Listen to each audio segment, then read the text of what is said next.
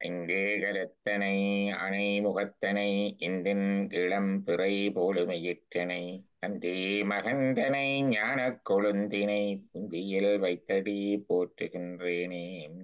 குருவே சுபமெனக் கூணன் நன்றி குருவே சுபம் என்பது குறித்தோரார் குருவே சுவனுமாய் கோணுமாய் நிற்கும் குருவே உரை உணர்வற்றதோர் கோவே திருச்சிற்றம்பலம்.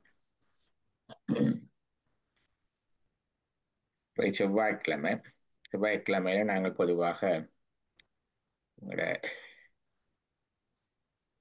ஷெடியூல்ல நாங்கள் போட்டிருக்கிறது கொஞ்சம் வேதாந்த நூல்கள், பன்னெண்டதம் வேதாந்த நூல்கள் பார்ப்போம். ஏற்கனவே நாங்கள் கைவல்ய நவநீதம் எங்களுக்கு கைவல்யானந்த சுவாமி எடுத்துக்கொண்டு வந்தார். ஒரு தொடர்பு கொள்ள முயற்சித்தன் முடியலை, திருப்பி தொடர்பு கொள்ள வேதாந்தம் சித்தாந்தம் கொஞ்சம் படிச்ச எங்களுடைய சத்சங்கத்துல வந்த ஆக்களுக்குன்னு தெரியும். வேதாந்தம் சித்தாந்தம் என்றால் பல பேர் அது ஒரு தனி தத்துவமாக தனி கொள்கையாக பார்க்கிறது இருக்குது. சைவம் எப்படி வேதாந்தத்தை பார்க்குது என்று பார்த்தால், வேத அந்தம் வேதத்தினுடைய முடிவு, அது வேதத்துடைய முடிவென்றால் கன்க்ளூஷன். இங்க முடிவென்றது எண்ட் அல்ல, கன்க்ளூஷன். கன்க்ளூஷன் தெரியும் தானே, அதனுடைய முழுமையான முடிந்த கருத்து என்ற கருத்துல தான் அந்தம் என்றது வருகிறது. அந்தம் என்றது முடிவு என்ற கருத்து. இங்க முடிவென்றது எண்ட் அல்ல, எண்ட் ஆஃப் வேதாஸ் அல்ல, கன்க்ளூஷன் ஆஃப் வேதாஸ். சரிதான், வேதத்தினுடைய கன்க்ளூஷன். இந்த கன்க்ளூஷன் ஆஃப் வேதாஸ் வேதங்களை எடுத்து பார்த்தால் அது மிகப்பெரிய புஸ்தகங்கள், தொகுப்புத்தான். ஒரு தடவை எழுதி வைக்கல, பல பேர் பல காலத்துக்கு சொன்ன விஷயங்கள் எல்லாம் இருக்குது. இப்ப வேதம் என்ற சொல்லில பார்த்தோம் என்றால், இந்த வேதங்கள் எங்களுக்கு ரெண்டு கருத்துல வரும். ஒன்று பொதுவாக வேதம் என்று சொன்னால், வித் என்றால் அறிவு. அறிவு எல்லாமே வேதம் தான், எல்லாம் வேதம் என்று வரும். உண்டு நம்முடைய சமய நூல்கள்ல வேதம் என்கிற பொழுது நாங்கள் சொல்வது, எங்களுடைய இதுல சமஸ்கிருதத்துல இருக்கிற ரிக், ஜசுர், சாமம், அதர்வணம் இருக்கு. ஜசுர், சாமம், அதர்வணம் என்ற நான்கையும் நாங்கள் சமயத்துல வேதங்கள் என்று சொல்றோம். இந்த வேத நூல்கள்ல நிறைய துதிப்பாடல்கள் இருக்கும். தேவாரம் மாதிரி நிறைய துதிப்பாடல்கள். இறைவனை மேலோட்டமாக பார்த்தால் இது பல கடவுள்களை துதிக்கிறதாக இருக்கு. வித்திரனுக்கு நூற்றுக்கணக்கான துதிப்பாடல்கள், வர்ணனுக்கு நூற்றுக்கணக்கான துதிப்பாடல்கள், மற்றதுக்கு அக்னிக்கு நூற்றுக்கணக்கான துதிப்பாடல்கள், அஸ்வினி தேவர்களுக்கு நூற்றுக்கணக்கான துதிப்பாடல்கள், மித்திரன் என்ற தேவனுக்கு நூற்றுக்கணக்கான துதிப்பாடல்கள், வாயு பகவானுக்கு நூற்றுக்கணக்கான துதிப்பாடல்கள், இப்படி எத்தனையோ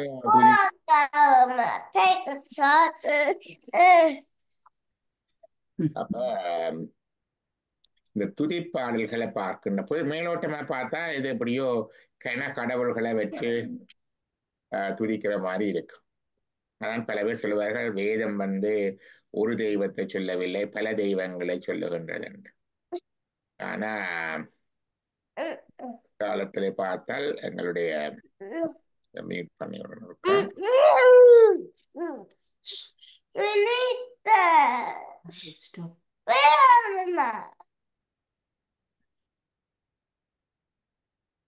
நல்லது.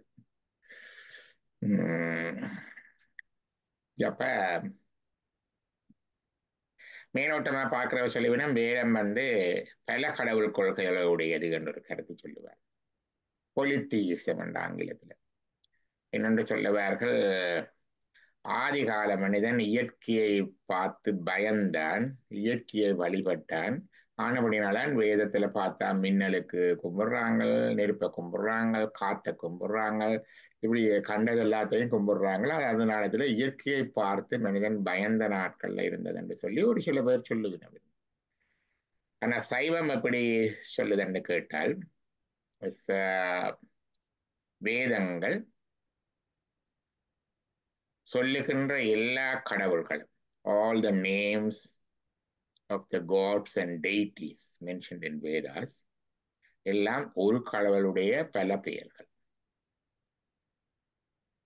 We are worshipping one and the same God through different names and different forms. இதுதான் சைவத்தினுடைய இன்டர்பிரிட்டேஷன். ஸோ அது எங்களுடைய வேதங்களுக்கு இவ்வளவு தோத்திரங்களும் இருக்கின்றன. அதோட நிறைய ரிச்சுவல்ஸ் இருக்கு. வேதத்துல நிறைய ரிச்சுவல்ஸ். அந்த காலத்து ரிச்சுவல்ஸ் கொள்வார்கள். ஜக்ஞம் அல்லது யாகம், பெரிய அக்னி ஒரு முக்கியமான பகுதி. அது ஒன்றோ பலவோ அக்னி பெரிய குண்டங்கள்ல அதை வச்சிருப்பார்கள், நெருப்பு, fire.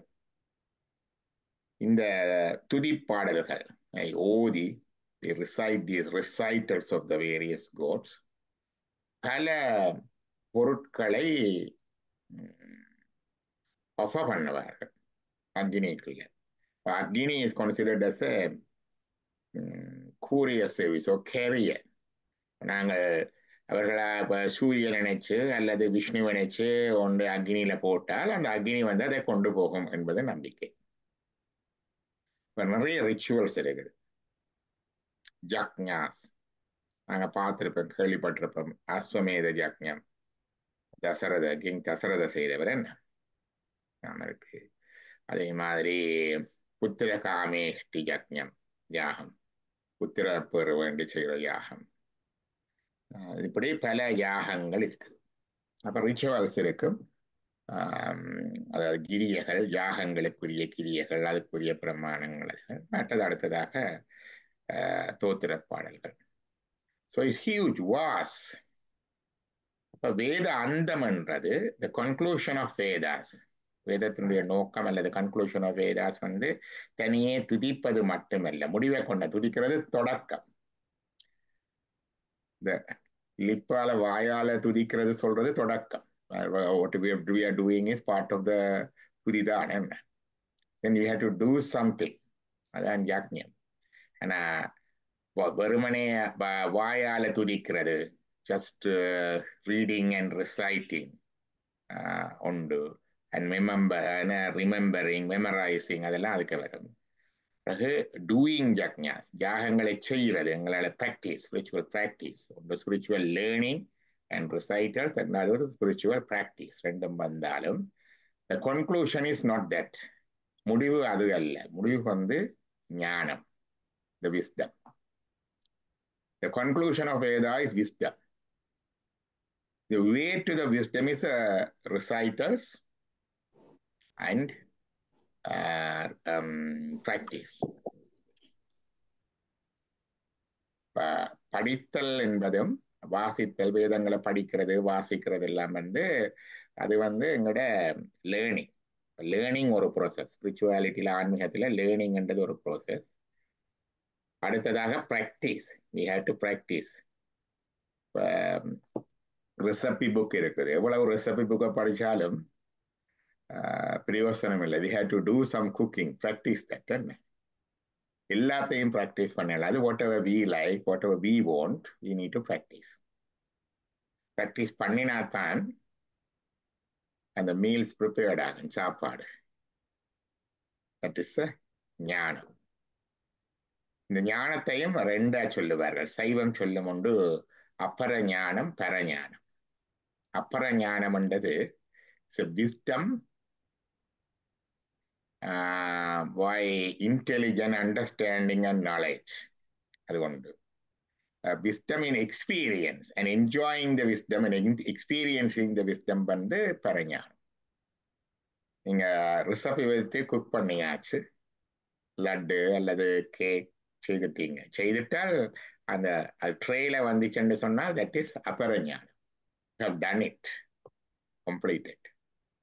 When you taste it and enjoy it, that's பரஞானம். விளங்கிச்சுதா? இப்போ வேதங்களை பார்க்கல அப்படித்தான் பார்க்குறேங்க. இந்து சமய வேதங்களை பார்க்கல ஒன் பார்ட் வந்து learning, memorising, describing, praising, that one part. Second part is rituals, the practice of spiritual, reciting mantram, chanting, மற்றது எங்களோட prayers நாங்கள் சொல்றது. Knowing the prayers is different, but reciting the prayers is different. Navaratri வருகிறது, நான் சொல்ல எனக்கு சகலகால வலிமாலை தெரியும் என்று சொல்லலாம். 10 பாடல்கள் சரஸ்வதி ஆனா அதை பாடுறதுதான் பிராக்டிஸ். என்ன தெரிஞ்சிருந்து பிரயோசனம் இல்லை. கும்பம் வைக்கிறது தெரியும் என்று சொல்லலாம். நவராத்திரிக்கு கும்பம் வைக்கிறது தான் practice. So that's a spiritual practice part. Then the yield வரும் அதுல. அந்த yield வந்து ஞானம். ஞானம் வந்து yield as a the conceptual yield என்று சொல்றது. அண்டர்ஸ்டாண்டிங் அது மெட்டீரியல் yield அல்லது கன்செப்சுவல் yield வந்துச்சுண்டா அது இந்த பேர் வந்த உடனே அந்த சமையல் முடிஞ்சு செய்யற அந்த பண்டம் எல்லாம் வந்த உடனே அது வந்து அப்பர ஞானம். அப்பர ஞானம் என்றா புத்தியில இருக்கிற அறிவு. யுவர் இன்டலெக்ட்ல இருக்கிற அண்டர்ஸ்டாண்டிங் அண்ட் நாலேஜ் அப்பர ஞானம். தென் அதை you experiencing, you enjoying and you become that one தான் பரஞானம். இப்போ வேதாந்தம் என்றால் எங்களுக்கு இந்த லாஸ்ட் பார்ட் தான் வேதாந்தம். ஞானம் என்ற பார்ட் தான் வேதாந்தம். வேதத்தினுடைய முடிவு, கன்க்ளூஷன் ஆஃப் வேதாஸ் இஸ் ஞான, wisdom. Wisdom is two parts. One is the wisdom as an understanding, as a comprehending, understanding the wisdom. That's one part. Then enjoying the wisdom and experiencing the wisdom is the other part. Right? People who enjoys the wisdom, experiences the wisdom, because ஞானம் என்று சொல்லுவோம். wisdத்தை ஞானம், அவைதான் ஞானிகள். ஞானிகள் என்று நாங்க சொல்றது அவையத்தான். ஸோ வேதாந்தம் சைவன் சொல்றது இப்படி. our approach to Vedantam, understand our approach and understanding to வேதாந்தம் இதுதான். ஸோ this part வந்து புக்கா அந்த அபரஞானம் என்று சொல்லவே புக் நாலேஜா வேதத்துல உபனிஷத்துல இருக்கு. Upanishads. So Saivam says Vedandam in Saivam means Upanishads. Upanishads are many. Actually Upanishadam கணக்கு இருக்குது. வேதத்துல ஒவ்வொரு கிளைகளா பிரிச்சு வச்சிருக்கிறார். சாகை வேதத்துல ஒரு ட்ரீ மாதிரி பார்த்தா ஒவ்வொரு பிரான்ச் இருக்குது. சாகை ஒவ்வொரு பிரான்ச்சுக்குமே ஒரு உபநிடதம் இருக்கு. சாம வேதத்துக்கு 1000 சாகை என்று சொல்லுவார்கள். அப்ப 1000 உபநிடதம் இருக்கும். எங்களுக்கு சொல்லுவார்கள். இப்ப வந்து அது டாக்குமெண்டட் அபவுட் 130, 140 உபனிஷத் தான் டாக்குமெண்ட் பண்ணியிருக்கிறார்கள். பட் 108 தான் பாப்புலரா வந்திருக்கு.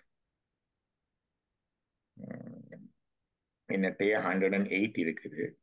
Certain Upanishad வந்து very recently mentioned, even just within 100 years. உங்களுக்கு சத்சங்கத்துல சொல்லியிருப்பேன். திருவிலங்கனர் ஒருத்தர் இருந்தவர். He passed away in Sri Lanka 1920s. He wrote an explanation of Swanyada. He mentioned about some Upanishads and the name தேடி பிடிக்க முடியல. They say about 36 Upanishads are among 108. He said 36 Upanishads are important for Saivites. 36 உபநிடதங்கள் சைவத்துக்கு தேவை என்று சொல்லுவார். நான் இதை தேடி பார்த்து காணல. But I located some of them through enquiry. கொஞ்சம் பேரை கேட்டு அது இன்னென்ன பகுதியில், அது இன்னும் புத்தகமா அப்படி வரையில, ஆனால் வேதத்துல இன்ன பகுதி என்று சொல்லி இருக்கிறார்கள். அதை குறிப்பிட்டு வச்சிருக்கேன். இங்க இருக்கோ தெரியாது, இருக்கு. So Upanishadல இன்றைக்கு 108 popular. You can search in internet another thing, but there are more than that. And சைவத்துல வந்து ஸ்ரீ ருத்ரத்தை ஒரு உபனிஷத் என்று சொல்லுவார்கள். Sri Rudram is considered as an Upanishad. Rudra Upanishad என்று சொல்லுவார்கள். அது எங்களுக்கு ஒரு செப்பரேட்டா இருக்கு. அது 108ல அவ சொல்றையில அதை விட வேற வெரி ஃபியூ. பட் இதுதான் உபநிடதங்கள். அப்ப எங்களுக்கு the wisdom as a textural or a texture or the text, wisdom as a book knowledge வந்து உபனிஷத்.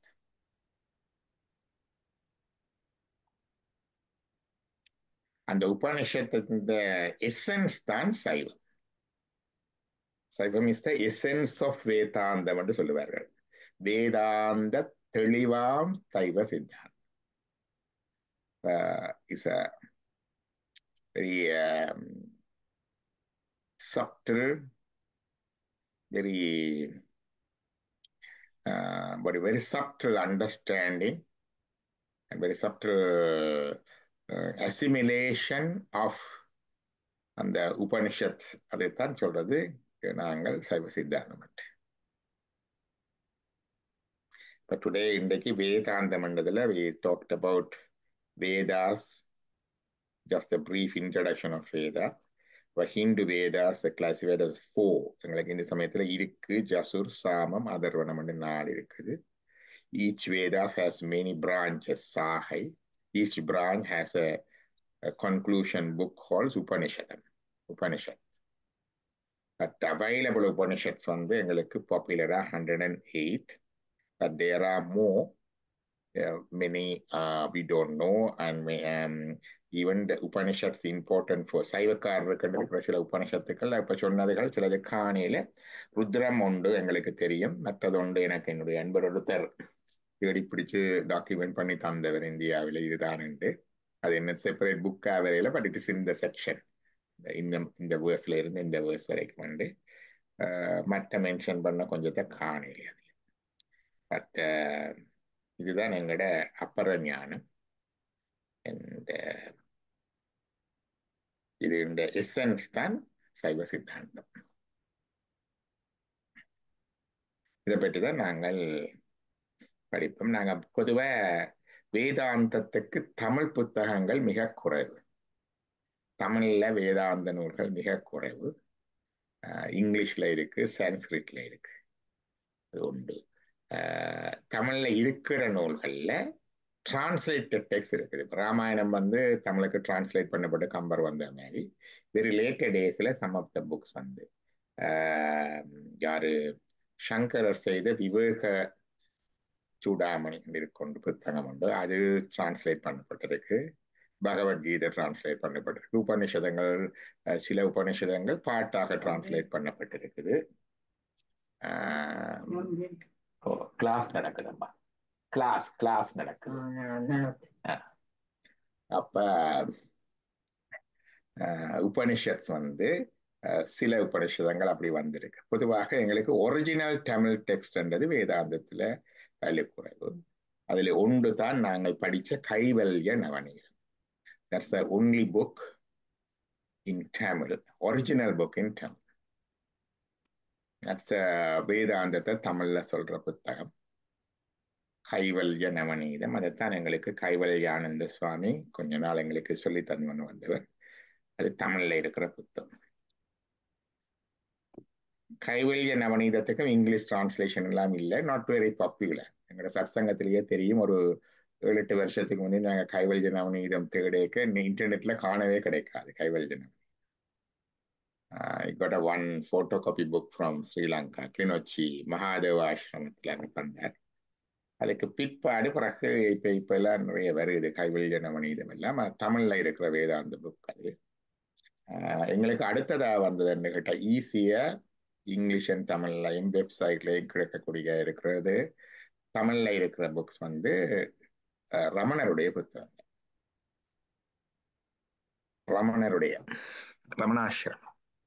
ரமணாசிரமத்துல ரமணர் ஒன்றுமே இங்கிலீஷ்ல எழுதியில, வெரி ஃபியூ சான்ஸ்கிரிட், ஆனா எல்லாம் தமிழ்ல பாடி இருக்கு. Many of them are translated work, some of them are original work. அதுல ரமணர்ல வந்து they have a system of recital of these things. அதை குழந்தை வந்து திருமுறை பாராயணம் பண்ற மாதிரி இவ செலக்டடா வச்சிருக்கிறான். இதை ரமணர் சந்நிதி என்று சொல்ல, சந்நிதி என்ற பிரசன்ஸ் சொல்லி அது ஒரு ரெஸ்டாரண்ட் வச்சிருக்கிறேன். மண்டே டியூஸ்டே வெனிஸ்டே தேர்ஸ்டே என்று ஒவ்வொரு நாளும் சிலது படிக்கிறதுக்கு ரொட்டேஷன்ல படிச்சு கொண்டு வருகிறேன். இது ரமணனுடைய அந்த புஸ்தகம். இதுல கொஞ்சம் புஸ்தகங்கள் ஒரு கலெக்ஷன் தான். இது இதுல போட்டிருப்பேன் நம்ம என்னென்ன நாள்ல என்னென்ன பாட்டு படிக்கிறதுன்னு சொல்லி போட்டிருப்போம். நாங்க இதையும் வச்சுக்கொண்டு அதையும் வச்சுக்கொண்டு திரும்ப காட்டும் போருக்கு ஐயா இந்தியாவுக்கு போறாக்கள், திருவண்ணாமலைக்கு போறாக்கள், ரமணாசிரமத்துக்கு போன வீட்டு ஒரு புக் ஸ்டோர் இருக்கு. போய் உங்களுக்கு தேவையான புஸ்தகங்களை பெற்றுக்கொள்ளலாம். ஓகே. இன்டர்நெட்லயும் பார்க்கலாம். நாங்கள் படிக்கக்குள்ள இருந்து அவருடைய நூல்கள்ல கொஞ்சத்தை தொகுத்து இதுல போட்டு வைக்கணும். இதுல முதல் திங்கட்கிழமை படிக்கிறதுன்ற ஒரு செக்ஷன் இருக்கு பாருங்க. பிறகு செவ்வாய்க்கிழமைக்கு இன்னொரு செக்ஷன் இருக்கு, புதன்கிழமைக்கு இன்னொன்று, பிறகு வியாழக்கிழமைக்கு இன்னொன்று போட்டு வச்சிருக்கணும், வெள்ளிக்கிழமை, சனிக்கிழமை, ஞாயிறு போடையில இதுல இந்த 6 நாளும் இது இந்த இவ்வளவும் படிப்பினும்.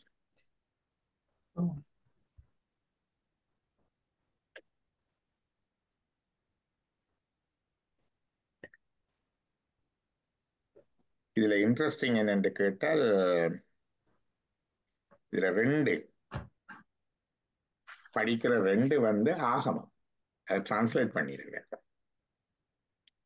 சர்வ ஞானோத்திரம் என்ற ஒரு ஆகமம் இருக்குது எங்களுக்கு, சைவாகமம். அதே அவர் டிரான்ஸ்லேட் பண்ணியிருக்கிறேன். அதுக்கு பேர் வச்சிருக்கிறார் ஆன்ம சாட்சாத்காரம். இது முருகன் சிவன் முருகனுக்கு சொன்னதா அவர். அதே மாதிரி இது தேவி காலோத்தரம் என்று வச்சிருக்கிறார் உண்டு. இது சிவன் தேவிக்கு சொன்னதா வரும். எங்களுக்கு ஆகமம் நாங்கள் படிக்கிறது தனி ஒரு நாள்.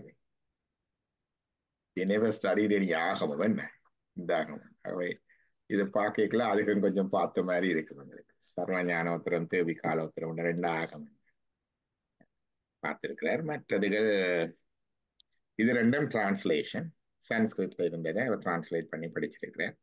மற்றது அதை விட அருணாசல மகாத்மியம் என்றது படிச்சிருக்கிறார். அருணாசல அட்சரமண மாலை என்று படிச்சிருக்கிறார். அருணாசலத்தை பற்றிய பாட்டுகளே ஒருக்கா இருக்கும், பதிகம், அஷ்டகம் எல்லாம் இருக்கும். பஞ்சரத்னம் பிறகு உபதேச உந்தியார் என்ற ஒரு பாடல் வரும். உள்ளது 40 என்ற 40 பாடல் வரும். மற்றது இப்படியே கொஞ்சம் கொஞ்சமாக அந்த தமிழ் பாடல்கள்ல இருக்கு. வேதாந்த கருத்துக்கள் சிம்பிளா அதுல இருக்கும். இதுல கொஞ்சம் கொஞ்சமா பார்க்கலாம். ஏதாவது கேள்விகள் இருக்குதா?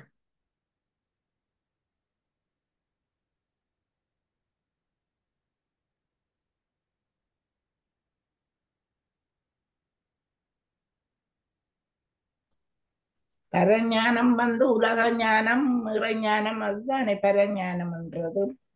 பரஞானம் அதுல நாங்கள் பொதுவாக சொல்லுவார்கள். அது சைவத்துல இன்னும் கொஞ்சம் பிரிப்பண்ணாங்க. சைவத்துல நாங்க சொல்றது பாச ஞானம், பசு ஞானம், மற்றது பத்தி ஞானம். 3 பிரிப்பு. அது வேற டிஃப்ரெண்ட் வே ஆஃப் கிளாசிபிகேட்டிங். ஞானம் என்றா அறிவு. என்னண்டா நாலேஜ் என்று சொல்றோம் தானே. Know knowledge.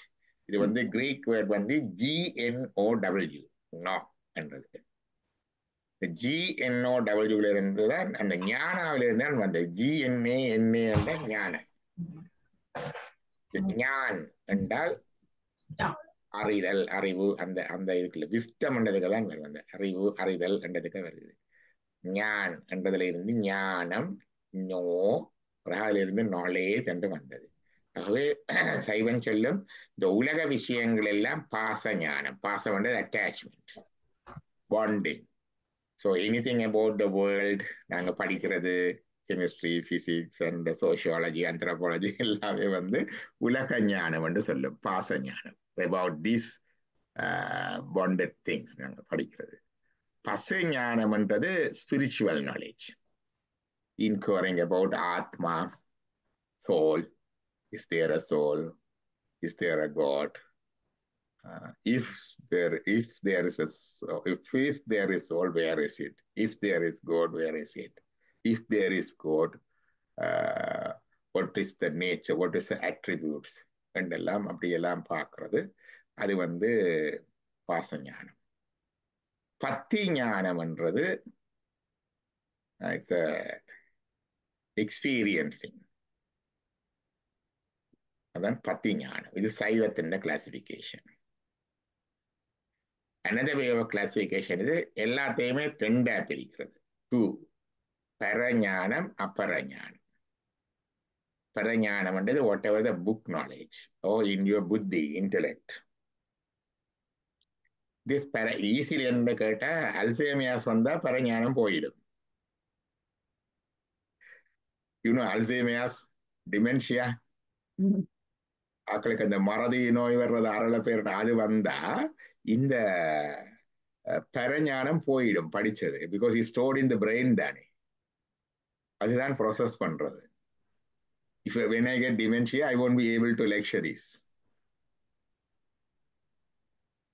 புரியுதா சொல்றது?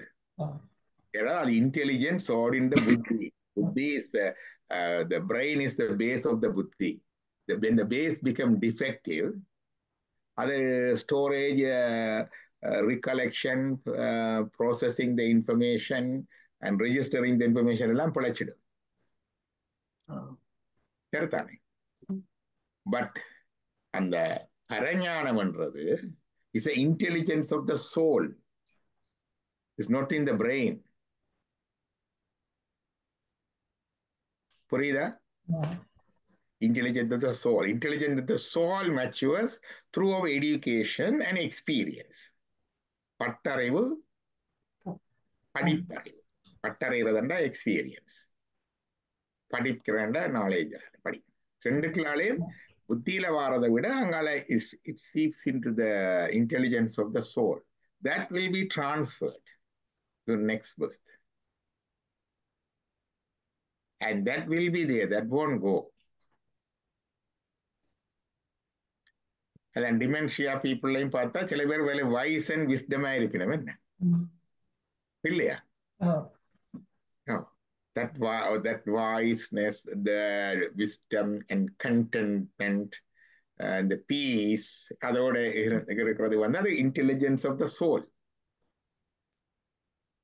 புரியுதானே?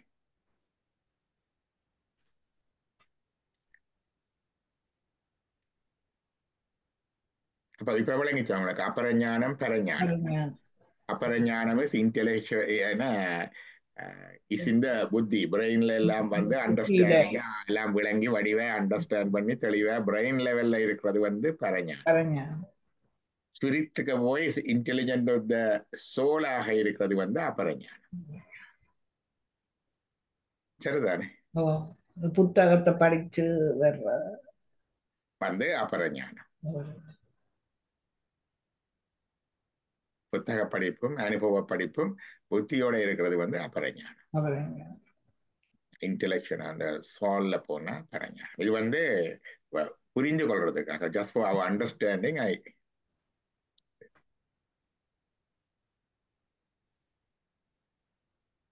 what we are doing now is அபரஞானம் தான் புக்ல வச்சு இதை வச்சு சொல்லி கொண்டிருக்கிறோம்.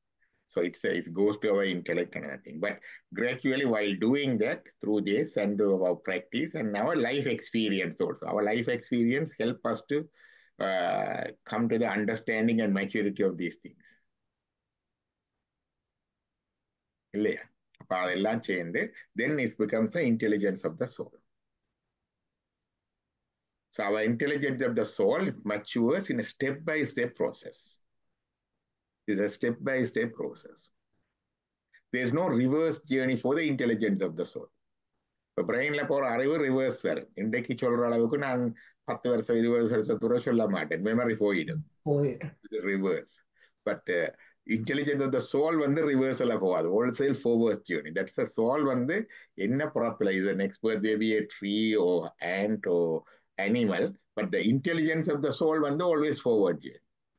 வெளியில பார்க்கல ஏதோ பேக்வேர்ட் ஜேர்னியா வரும். மேடம் மனுஷன் இருந்துட்டு இப்ப மரமா பிறந்துட்டார், மாடா பிறந்துட்டார். அப்ப இப்படி போனாலும் இந்த intelligence of the soul by on our experience, our education and to going through these birds, we will never ever get to the perfect intelligence. Understand? The perfect jnana varat. So when we come to realize that, then we realize the importance of the God. He is the perfect intelligence. Yeah. So by our own effort and experience and time, we cannot reach that. When you come to that maturity, you come to the state of surrender.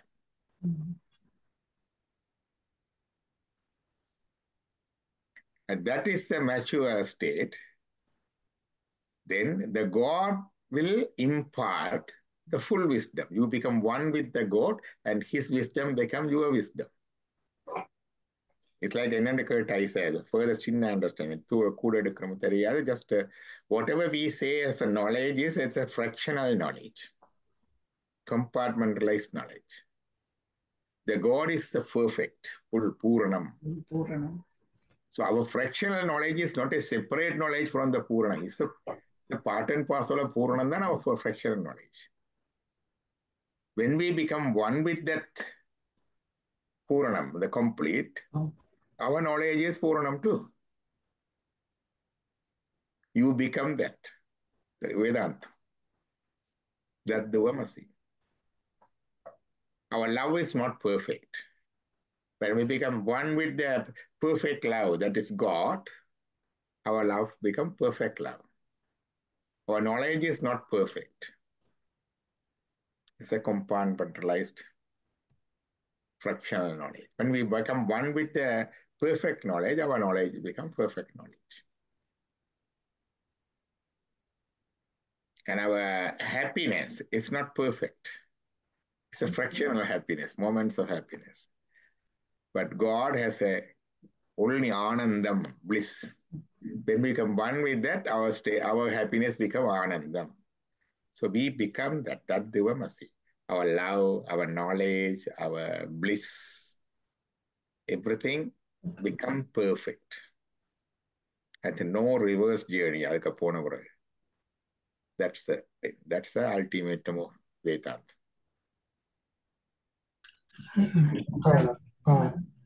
Doctor பரஞானம் தனிய ஞானிகளுக்கு தான் இருக்குமா இல்லாட்டி எங்கள் தரவழிகளுக்கும் இருக்குமா? எல்லாரும் ஞானம் என்றா நாலேஜ், எல்லாரும் ஞானிகள் தான். எந்த அளவு கண்டுதான் தேவை. அப்ப பரஞானம்ன்றதுல சொல்றது பரஞானம் is an experiencing, complete immersion and experience and பரஞானம். அதுக்கு ஒரு எக்ஸாம்பிள் சொல்லுங்க டாக்டர். எக்ஸ்பீரியன்ஸ் என்னன்னு சொல்றீங்க? இப்ப இதுக்கு படிங்க அபரஞானத்துக்கு இப்ப நாங்க உங்கள்ட்ட இருந்து கேட்டுக்கொண்ட நாலேஜ் அபரஞானம் சொன்னீங்க. அதே மாதிரி பரஞானத்துக்கு ஒரு எக்ஸாம்பிள் சொன்னீங்க. பரஞானத்துக்கு 2 எக்ஸாம்பிள் இருக்குது. பரஞானம்ன்றதுக்கு நீங்க இப்ப ரமணர் யோகர் எல்லாம் பார்த்தா ஆல்வேஸ் இமர்ஸ்ட் இன் தட், அப்படியே அதுலயே ஆழ்ந்திருப்பவர்கள். அவர்கள் பூரண ஞானிகள். எங்களுக்கு ஒரு ஃப்ராக்ஷனலா அந்த எக்ஸ்பீரியன்ஸ் இந்த ப்ராக்டிஸ் இந்த லேர்னிங்லையும் ப்ராக்டிஸ்லையும் இருக்கக்குள்ள அந்த டைம்ல இட்ஸ் லைக் அ ட்ரெய்லர். ஒரு மூவி ஒன்று ட்ரெய்லர் பார்ப்போமே, அது மாதிரி இடக்கட வந்து போகும். அது சொல்றது pre experience of the heaven என்று சர் பொன் ராமநாதன் சொல்லுவார். Pre experience of the heaven என்றது இங்க அதான் சொல்றேன். இடக்கட அப்படி வந்து போகும், ஃப்ராக்ஷனலா வந்து போகும். அப்படின்னா நாங்கள் படிக்கிற தேவாரங்கள் அதுகளெல்லாம் பரஞானமா? அதெல்லாம் அவர்கள் அந்த expression of Thevaram is their expression of பரஞானம். அவன் எக்ஸ்பீரியன்ஸ் அதை படிக்கிறதால எங்களுக்கு அதுண்ட ஒரு சின்ன சின்ன அனுபவம் வந்து போறது எங்களுக்கு கிடைக்கிற அனுபவம். அதுக்கு தான் அதோட டியூன் பண்ணி படிக்கிறது.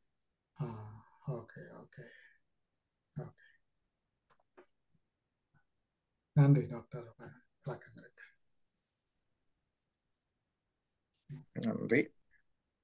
வான்முகில் வளாது வேக மெலிவளஞ்சுரக்க மன்னன் கோன் முறையரசு செய்க குறைவிலாது உயிர்கள் வாழ்க நான்மறை அறங்கள் ஓங்க நட்டமம் வேள்வியல்க மேன்மகள் சைவ நீதி விளங்கு ஊடகமெல்லாம். திருச்சிற்றம்பலம்.